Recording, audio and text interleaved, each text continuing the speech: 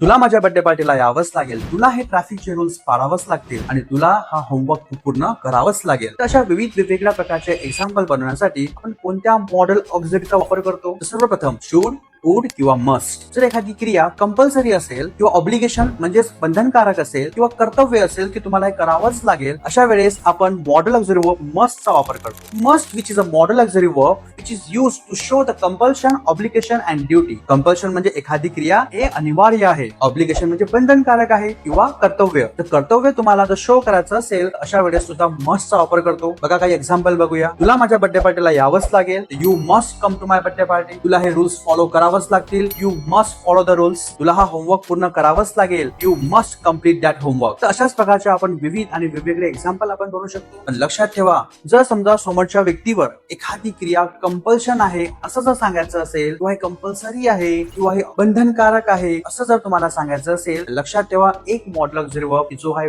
मस्टचा वापर करतो. तर असेच विविध असे वाक्य तुम्ही बनवू शकता मस्टचा वापर करून.